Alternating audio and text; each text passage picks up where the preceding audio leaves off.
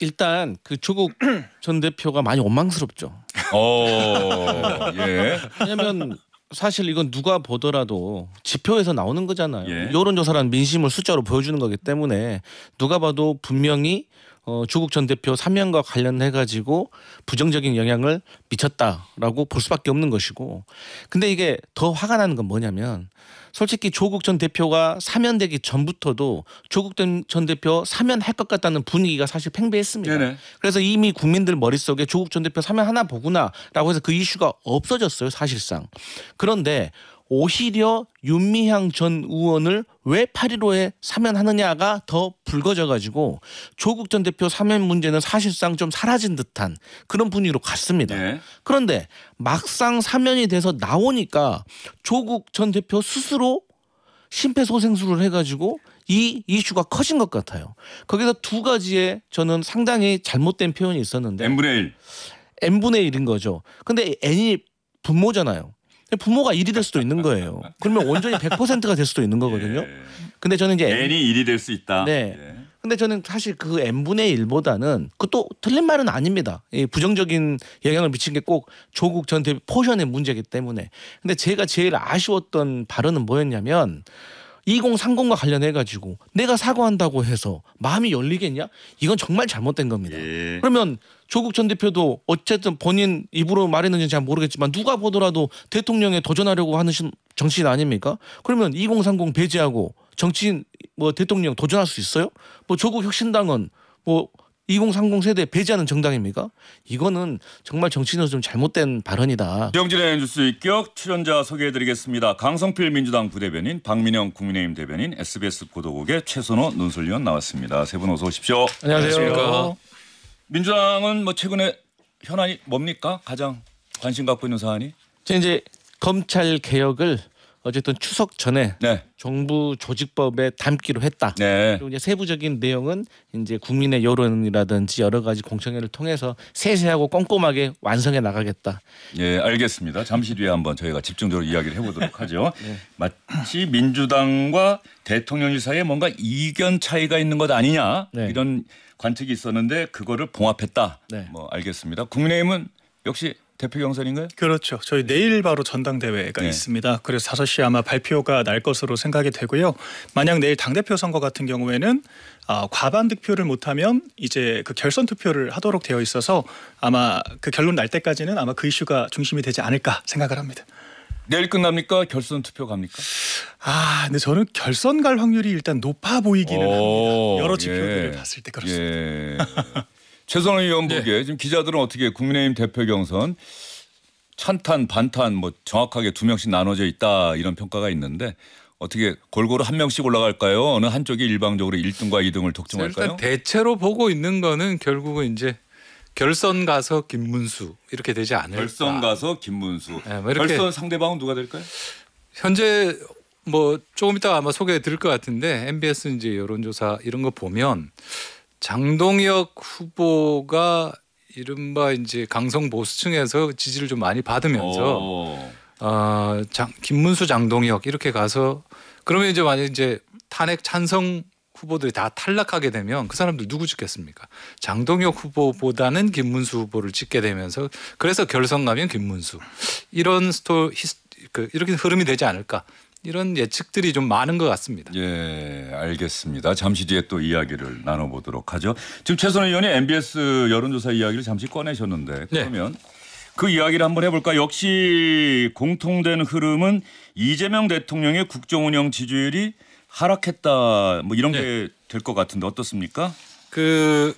이제 MBS 조사는 이제 격주간으로 보통 나오고 목요일에 나오지 않습니까? 근데 월요일에 뭐 많이들 접하셨겠습니다만 리얼미터 조사가 나왔는데 그 2주 동안에 거의 12%포인트 정도 하락하는 이런 게 나와서 그 흐름 하락세라는 흐름 그대로 이어진 것 같습니다. 근데 차이가 있다라면 이제 리얼미터 조사는 ARS 조사이기 때문에 수치보다는 추이, 경향 이 부분이 강조가 되는 거고 리얼미터가 좀 야당 그게 많이 나오죠. 예, 뭐 그런 부분도 네. 있고 이제 지금 전당대회도 있고 이러니까 아무래도 응답자들이 고관여층이 하다 보니 그런 것 같은데 말씀하신 그 MBS 조사 같은 경우에 2주 전에 65%였습니다. 긍정이. 근데 네. 지금 이번에 오늘 나온 거는 57% 포인트가 나왔어요. 어이고. 반대는 2주 전에 24였는데 오늘은 이제 33. 그러니까 긍정이 한 8% 포인트 정도 떨어졌습니다. 2주 만에. 그리고 부정 평가 부분이 거의 9% 포인트 정도 올라갔죠. 예. 다만 이제 리얼미터에 비해서 긍정과 이 부정이 20% 포인트 이상 이렇게 벌어져 있는 리얼미터 때는 한 자릿수로 붙었지 않습니까? 네네. 이제 그 정도는 아니고 리얼미터는 아무래도 추이가 강조되다 보니까 많이 붙은 걸로 나왔는데 숫자로 봤을 때는 그 정도는 아니지만 어쨌든 하락세는 분명하다 이런 것 같고요. 예. 그래서 왜 그러면 이런 현상이 빚어졌는가 이게 중요할 그렇죠. 텐데. 8월 첫째 주와 8월 셋째 주니까 지난 2주 사이에 2주 있었던 사이입니다. 일을 생각하면 되겠죠. 근데 많은 사람들이 이제 조국 사면 예. 중심으로 이야기하고 실또 왜 정책적으로 보면 이제 주식 양도세 기준을 대주주 기준을 강화한 부분 50억 원에서 10억 원으로. 그렇습니다. 현재 예, 근데 그 부분에 대해서 질문이 있었어요. 오늘 조사에서도 예. 질문이 있었는데 8.15 사면 특별 사면에 대한 평가가 긍정이 38%고 부정이 54%입니다. 예. 그러니까 부정적인 평가가 훨씬 더 높은 것이죠. 이건 중도에서도 마찬가지입니다. 그리고 주식 양도세 관련한 기준 강화 관련해서도 찬성이 43, 반대가 46. 이건 뭐 오차범위 예. 아니긴 합니다만은 국정 지지도가 긍정이 높았던 걸 생각해 보면 이 사안에 대해서도 어떤 찬반 양론이 팽팽한 것. 그리고 또 한 가지가 세부 조사 이렇게 보면요. 제일 많이 떨어진 연령대를 보면 30대에서 마이너스 11%. 네. 그리고 두 번째로 많이 떨어진 데가 50대예요. 50대에서 마이너스 8% 포인트거든요. 그러니까 이 말은 결국 조국 사면과 관련해서 공정 이슈, 뭐 입시 문제 민감한 20, 30대 쪽에서 많이 빠졌고 또 정책 이슈 관련해서는 50대가 좀 많이 빠졌고 뭐 이런 분석들이 대체로 유효한 거 아닌가. 뭐 이런 해석이 가능합니다. 예, 알겠습니다. MBS 여론조사 보니까 민주당이 40%, 국민의힘이 19%. 여전히 21%포인트 차. 민주당은 좀 떨어지고 국민의힘은 조금 올라가긴 했지만 21%포인트 차인데 리얼미터 지난 조사에서는 오차범위 아니다. 그렇죠. 이런 거 보면 ARS 조사와 전화 면접원 조사 방식에서 확실히 차이가 나요. 그러니까 직접 사람이 전화해서 조사를 하면 아무래도 여당 대통령에 대한 어떤 비판 반대 의견을 밝히기는 좀 주저하게 되고 ARS 기계가 전화를 하면은 뭐 거침없이 나는 뭐 야당 지지한다 대답하는 경향이 좀 있다 이렇게 볼 수가 있는데 MBS 여론조사, 엠브레인 퍼블릭, K스테 리서치, 코리아 리서치, 한국 리서치 4개 여론조사 기관이 공동으로 실시하는 여론조사입니다. 지난 18일부터 4월 동안 100% 전화 면접 방식으로 실시가 됐고요. 자세한 내용은 4개 여론조사 홈페이지 중앙선거여론조사 심의위원회 홈페이지 보시면 됩니다. 자, 그러면 민주당에 소속되어 있는 강성필 부대변인 조국 전 대표가 조금 원망스럽습니까? 어떻습니까? 아니면 이재명 대통령이 왜 사면했을까 아쉽습니까? 어떻습니까? 일단 그 조국 전 대표가 많이 원망스럽죠. 예. 왜냐하면 사실 이건 누가 보더라도 지표에서 나오는 거잖아요. 예. 여론조사란 민심을 숫자로 보여주는 거기 때문에 누가 봐도 분명히 조국 전 대표 사면과 관련해 가지고 부정적인 영향을 미쳤다라고 볼 수밖에 없는 것이고, 근데 이게 더 화가 나는 건 뭐냐면 솔직히 조국 전 대표가 사면되기 전부터도 조국 전 대표 사면할 것 같다는 분위기가 사실 팽배했습니다. 네네. 그래서 이미 국민들 머릿속에 조국 전 대표 사면 하나 보구나라고 해서 그 이슈가 없어졌어요, 사실상. 그런데 오히려 윤미향 전 의원을 왜 8.15에 사면하느냐가 더 불거져 가지고 조국 전 대표 사면 문제는 사실상 좀 사라진 듯한 그런 분위기로 갔습니다. 네. 그런데 막상 사면이 돼서 나오니까 조국 전 대표 스스로 심폐소생술을 해가지고 이 이슈가 커진 것 같아요. 거기서 두 가지의 저는 상당히 잘못된 표현이 있었는데 n분의 1. n분의 1인 거죠. 근데 n이 분모잖아요. 부모가 1이 될 수도 있는 거예요. 그러면 온전히 100%가 될 수도 있는 거거든요. 예. 근데 저는 이제 n이 1이 될 수 있다. 네. 예. 근데 저는 사실 그 n분의 1보다는 그것도 틀린 말은 아닙니다. 이 부정적인 영향을 미친 게 꼭 조국 전 대표 포션의 문제이기 때문에. 근데 제가 제일 아쉬웠던 발언은 뭐였냐면 2030과 관련해 가지고 내가 사과한다고 해서 마음이 열리겠냐?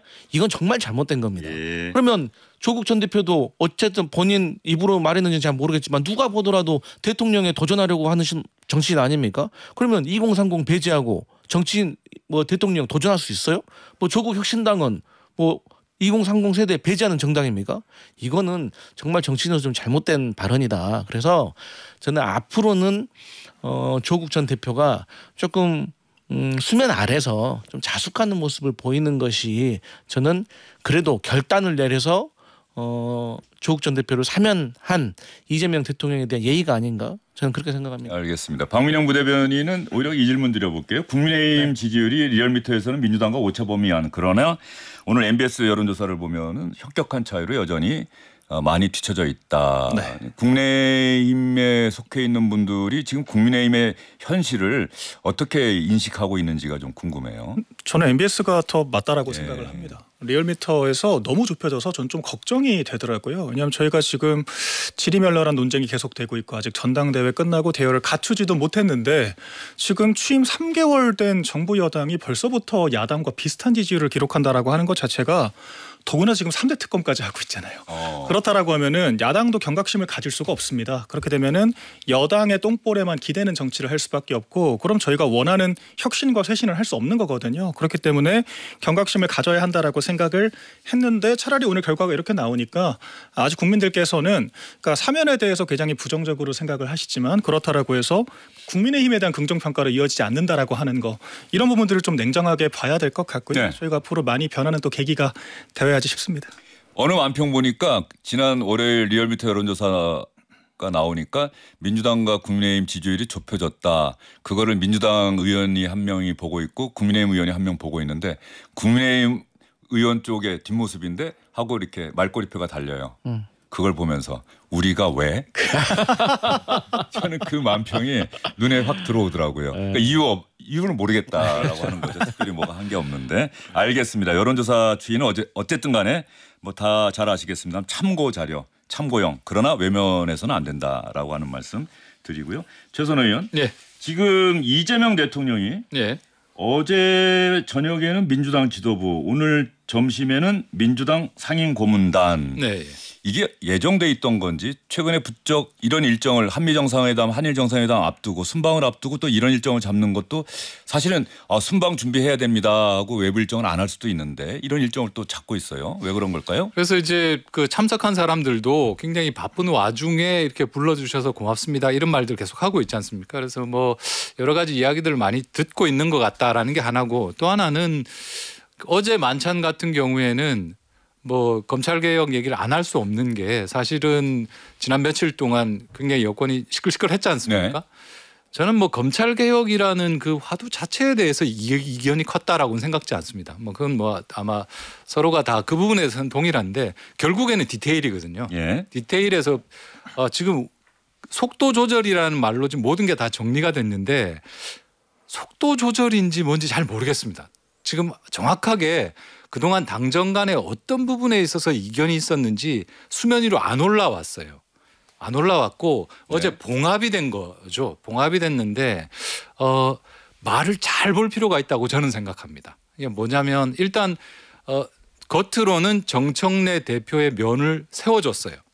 그러니까 왜냐하면 추석 전까지 입법을 완수한다. 그러니까 이 검찰청을 없애고 검찰개혁 관련해서 이제 공소청하고 중수청으로 분리하는 정부조직 개편안, 정부조직법 개정안을 추석 전에 처리한다라고 시간표는 확정이 됐는데 그러려면 후속 논의가 굉장히 많이 필요하지 않습니까? 예. 그 후속 논의의 키는 정부가 쥐는 것처럼 이야기를 하셨어요. 대통령이 그렇게 네. 이야기했거든요. 그러면 이게 저는 앞으로 이제 그 디테일이 뭔지가 정성호 법무장관 과 법사위에 있는 여당 의원들 간의 어떤 협의 예. 이걸 보면 이 얘기였구나라는 게 곧 드러날 거다라는 생각을 하고 있습니다. 알겠습니다. 자, 그러면 오늘 어떤 이야기를 먼저 할까 하다가 자연스럽게 이재명 대통령이 오늘 상임고문단, 민주당 상임고문단과 오찬 간담회를 했어요. 고문들 정치권 원로고 아마 국정 방향, 여당과의 관계, 야당과의 관계에 대한 조언을 듣기 위해서 상임고문단과 식사를 같이 했는데 처음에 기자들에게 공개되는 자리에서 어떤 이야기들이 오고 갔는지 여러분께 들려드리고 보여드리겠습니다. 한번 들어보시죠. 네, 이렇게 바쁘실 텐데 시간 내주셔서 감사드립니다. 우리 장관님은 또 겹치기 출연을 하셔서 오늘 고문단으로 왔습니다. 이렇게 다 건강한 모습에서 반갑습니다. 우리 부모님들 다 애써주신 덕에 저희가 이렇게 새로운 정부의 책임을 맡게 됐습니다. 우리 민주당의 가치와 우리 그간에 해왔던 그 길대로 우리 국민들이 바라는 새로운 나라를 만드는 데 최선을 다하도록 하겠습니다. 관심 많이 가져주시고요. 조언도 많이 해주시기 바랍니다. 1999년 김대중 대통령이 5년 집권할 동안에만 내가 청와대를 출입했었는데 이재명 대통령이 당선됨으로써 23년 만에 처음으로 오늘 이런 자리를 마련해서 초청해 주셔서 감사하고 참으로 감개무량합니다. 내가 그만큼 오래 산 것이 다행입니다. 감사합니다. 예, 이재명 대통령이 처음에 정동영 통일부 장관은 겹치기 출연했다. 국무회의에서도 만나는데 고문단 오찬에도 왔다. 그랬더니 웃으면서 정동영 장관이 오늘은 고문단으로 왔습니다라고 이야기를 했고요. 민주당의 가치와 그간 해왔던 길대로 국민이 바라는 새로운 나라를 만드는 데 최선을 다하겠습니다. 조언 많이 해주시기 바랍니다. 그랬더니 최고령인 권노갑 고문이 김대중 대통령 집권 기간에만 청와대에 이렇게 와서 대통령과 식사도 하고 얘기를 했는데 무려 23년 만에 다시 왔다. 감개무량하다. 내가 그만큼 오래 산 게 다행이다. 올해 권노갑 고문이 1930년생 예, 만으로 95살이죠. 예. 김대중 대통령이 집권했을 때 대통령이 당선됐을 때 67살. 이야.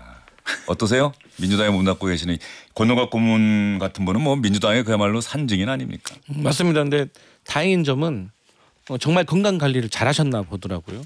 얼마 전에도 이 골프에서 이글을 하셨다든가. 예, 이글 하면서 네. 아마 2분 쳤다 그러죠? 네네. 네. 그래서 저 나이에도 저렇게 라운딩을 할 수 있다는 것은 정말로 축복이 아닌가. 물론 본인의 피나는 노력도 있어야겠지만 그래서 건강하게 잘 계시고 또 그렇게 건강하게 잘 계시니까 또 이런 좋은 자리에 오실 수 있어서 다행인 것 같습니다. 근데 이제 지금 저희 민주당은 사실 지난 대선 때 열심히 선거운동을 하셨던 분들에 대한 포상도 하고 있는 중이거든요. 당대표 포상도 하고 있고 또 대통령께서 그런 차원에서도 이제 그동안 대선이 그래도 어느 정도 끝났고 물론 이제 관세 협상도 여러 가지가 남아있긴 하지만 그래도 바쁜 시간 내서 당의 고문들 원로들은 불러가지고 또 이런저런 얘기를 나누고 시간을 갖는 것은 전 매우 중요한 절차라고 생각을 합니다.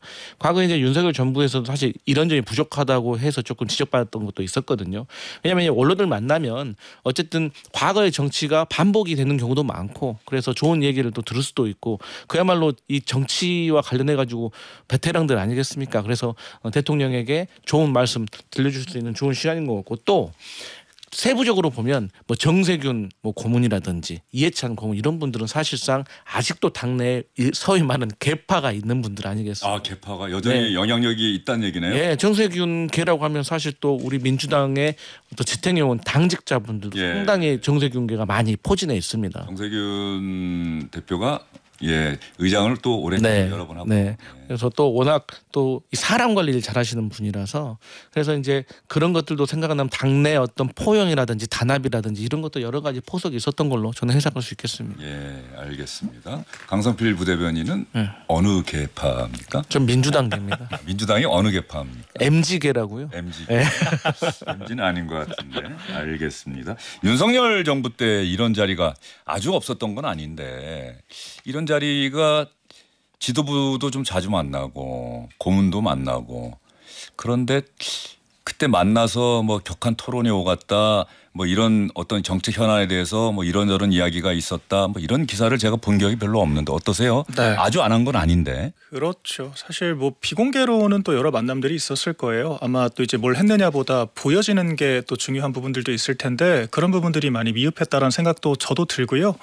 사실 정권 초니까 또 이런 부분들도 있을 것 같습니다. 정권 초에는 또 이제 여러 가지 이야기를 들으려고 하고 우리가 조금 윤 전 대통령의 다른 모습들을 많이 봤지만 정권 초에 이준석 전 대표와 그런 일련의 사건들이 있은 뒤에 저희 지지율 정말 폭락을 했었거든요. 예. 그때 아마 한국갤럽 기준으로 24%까지 정권 초에 정권 초에 떨어졌을 거예요. 아마 그때 윤 전 대통령이 그래도 연말까지 상당히 좀 중도지향적으로 노력을 많이 했었습니다. 그때 제 기억에 뭐 약자 복지도 얘기하고 좀 이제 지도부도 많이 좀 얻으려고 하고 이제 그런 모습들이 있었는데 또 이제 일련의 또 정쟁들을 겪다 보니까 거칠어진 측면들이 있거든요. 그래서 뭐 윤 전 대통령이 바지에는 좀 소통이 많이 부족했던 게 아니냐 이런 평가를 받을 수밖에 없다라고 저도 생각을 합니다. 그래서 이재명 대통령이 저는 지금 이런 모습들을 보여주는 거는 좋다고 생각해요. 그래서 이런 부분들을 좀 잘 지켜갔으면 좋겠다라는 생각이 드는데 오히려 저는 여당에 좀 끌려다니는 것 같은 느낌도 들어서 그게 걱정입니다.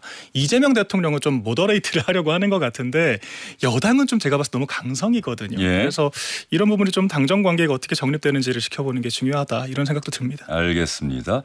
오늘 기자들이 그 대통령실에서 있었던 그 고문단과 대통령 사이의 오찬 간담회 이 기사를 쓸지 모르겠는데 저는 이런 생각이 좀 드네요. 2000년 12월 7일에 제가 날짜도 기억합니다. 김대중 대통령 시절에 당시 최고위원 만찬 간담회가 있었는데 그 자리에서 정동영 최고위원 이제 막 최고위원이 된 신의 정치인이 대통령 면전에서 김대중 대통령의 가장 최측근인 권노갑 최고위원을 향해서 권노갑 최고위원 같은 사람을 옆에다 두니 지금 국정 지지율이 이렇게 되고 있습니다. 권노갑 최고위원을 사퇴시켜야 합니다라고 이야기를 했습니다. 그 다음날 최고위원회가 있었는데 그때는 아직 그게 알려지기 전이었어요. 그때 두 사람이 악수하는 장면도 있는데 그때는 기자들이 몰랐는데 뭔가 어색한 표정에 악수하는 장면이 찍혔습니다. 그로부터 하루 이틀 지나서 이제 기사가 나왔죠. 정말 경랑이 일었죠. 그리고 며칠이 지나서 권노갑 최고위원이 사퇴를 선언합니다. 순명. 그로부터 하루 이틀 지나서 정동영 최고위원이 권노갑 고문의 집을 찾아와서 초인종을 누릅니다. 부인이 나가고 이 권노갑 고문 회고록에 있을 거예요. 그랬더니 사과하러 왔습니다. 그래서 사과는 이렇게 하는 게 아니다. 돌려보냈는데 그로부터 여러 차례 사과가 있었고 마침내 2008년에 이제 정동영 의원이 열린우리당 의장이 되죠. 그때 이제 권노갑 고문을 찾아가서 사과하고 두 사람이 화해하고 이게 지금 그로부터 25년 만에 권노갑 정동영 두 사람이 대통령과 함께하는 이 식사 자리에서 오늘 만난 거예요. 그러니까 이 부분은 그 역사를 아는 사람들이 보면은 대단히 오늘 의미가 있는 자리고 그 사람이 어떤 표정이고 아마 오늘 화기애애했겠죠. 아, 정동영 저 장관이 앞으로 잘할 겁니다. 뭐 권노갑 고문이 이런 얘기도 했을 거고 그 생각이 좀 나서 제가 잠깐 그때 취재를 했던 기억이 나서 여러분께 말씀을 드리도록 하겠습니다.